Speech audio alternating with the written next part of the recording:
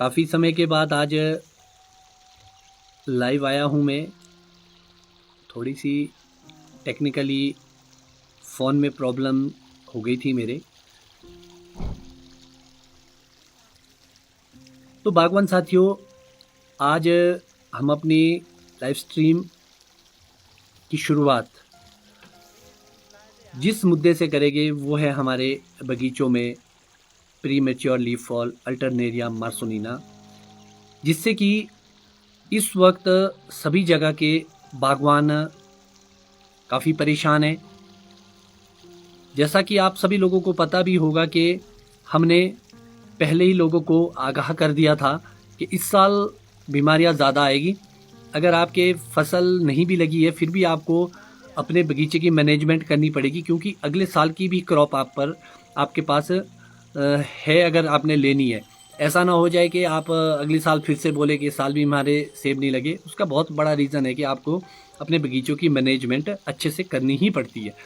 ये किसान और बागवान की लाइफ ही ऐसी है कि फसल हो ना हो फिर भी मेहनत में कोई कमी नहीं छोड़नी पड़ती हमें। तो मेरा उन बागवानों से भी निवेदन रहेगा कि जिन्होंने अपने बगीचे छोड़ दिए या क्रॉप कम है कि वो स्प्रे नहीं करना चाह रहे, उससे दिक्कत आएगी पूरे इलाके में।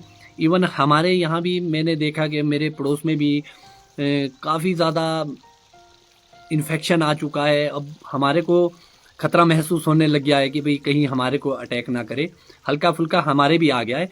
तो जो स्प्रे में 20-22 दिन का गैप में करता था, कहीं ना कहीं वो मुझे 15 दिन के पीरियड में एक रिपीट करनी पड़ी स्प्रे। तो 5-7-8 दिन पहले करनी पड़ी मुझे, हफ्ता भर पहले।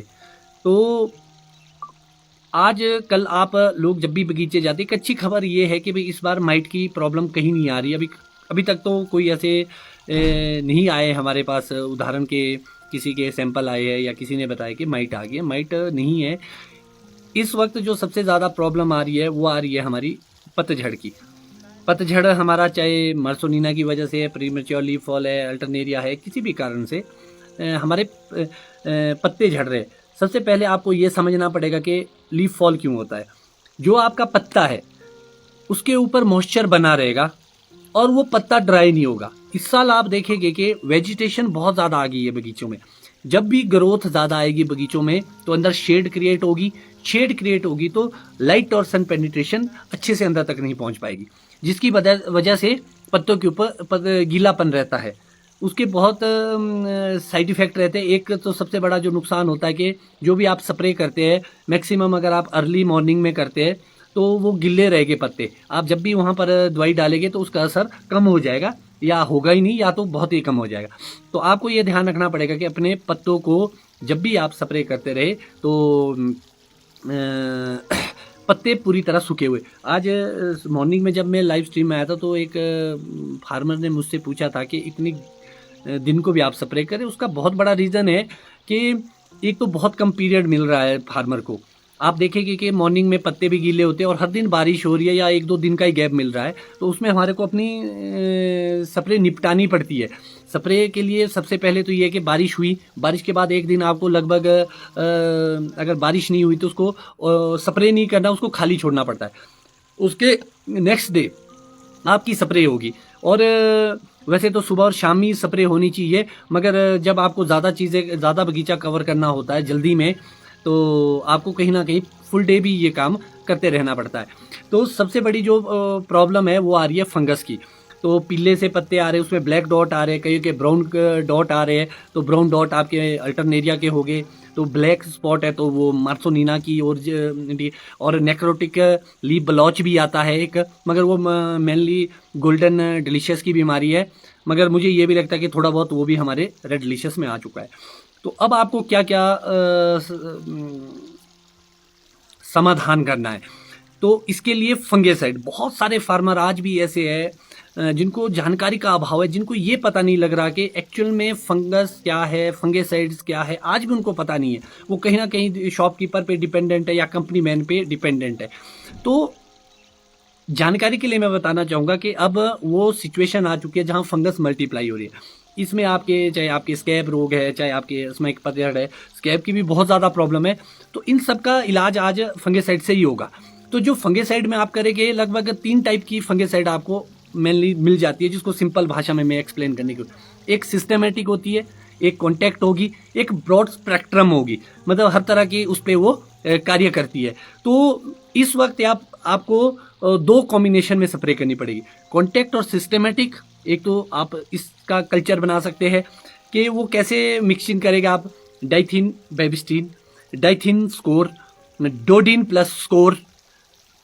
आप हैरान ना होइए, डोडिन प्लस स्कोर 30 ml स्कोर और 150 ग्राम आपके डोडिन, ये भी मिक्स हो जाएगा, मगर इसके साथ अदर न्यूट्रिशन कोई भी मिक्स नहीं होगी। रोको एंट्राकॉल, स्कोर एंट्राकॉल, कॉन्टैक्ट और सिस्टेमेटिक। आपको ये ध्यान रखना पड़ेगा जब भी आप मिक्सिंग करेंगे तो कॉन्टैक्ट और सिस्टेमेटिक, एक चीज़ का बड़ा विशेष ध्यान रखें।